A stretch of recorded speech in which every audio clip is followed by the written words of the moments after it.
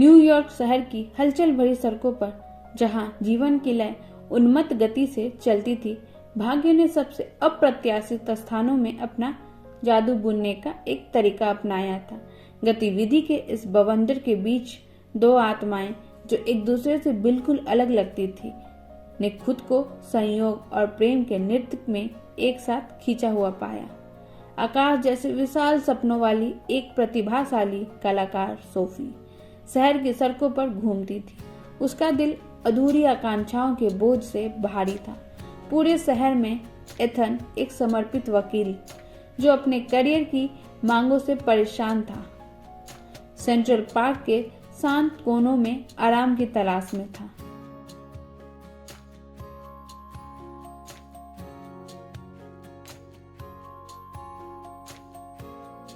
उनके रास्ते एक ठंडी शरद ऋतु की सुबह से गुजरे, जब सोफी का स्केच पैड उसकी पकड़ से गिर गया और एथन के पैरों के पास जमीन पर गिर गया।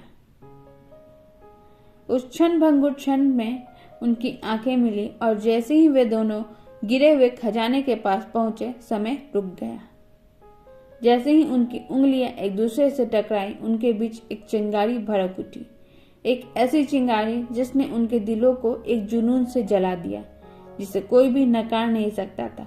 उस क्षण से वे अविभाज्य थे। उनका जीवन हंसी, प्यार और रोमांच के बवंडर में गुथा हुआ था। साथ में उन्होंने शहर के छिपे हुए रत्नों की खोज की। मंद रोशनी वाले जैज क्लबों से लेकर चांदनी में नहाए छत के बगीचों तक, हर गुजरते दिन के साथ उनका प्यार और भी मजबूत होता गया, जैसे जंगल की आग उनकी आत्मा की गहराई में जल रही हो। लेकिन जैसे जैसे उनका प्यार परवान चढ़ा, वैसे वैसे उनके सामने चुनौतियां भी बढ़ती गई। सोफी के एक प्रसिद्ध कलाकार बनने के सपने हर गुजरते दिन के साथ दूर होते जा रहे थे, जबकि एथन ने खुद को अपने कैरियर की महत्वाकांक्षाओं और उस महिला के साथ रहने की इच्छा के बीच फंसा हुआ पाया जिससे वो प्यार करता था। फिर भी इस सब के दौरान वे अटूट विश्वास के साथ एक दूसरे से जुड़े रहे, ये जानते हुए कि एक साथ मिलकर वे अपने रास्ते में आने वाली किसी भी बाधा को पार कर सकते हैं। और जब दुनिया सबसे अंधकारमय लगती थी, तो यह उनका प्यार ही था जिसने आगे का रास्ता रोशन किया, उन्हें वादे और संभावनाओं से भरे भविष्य की ओर निर्देशित किया।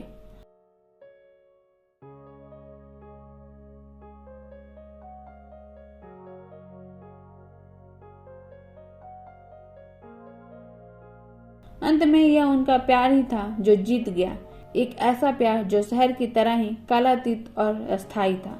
जब वे ब्रुकलिन ब्रिज की जगमगाती रोशनी के नीचे हाथ में हाथ डाले खड़े थे, सोफी और एथन को पता था कि उनके प्रेम कहानी अभी शुरू हुई है, नियति के कोमल हाथों से जुड़े दो दिलों की एक खूबसूरत यात्रा।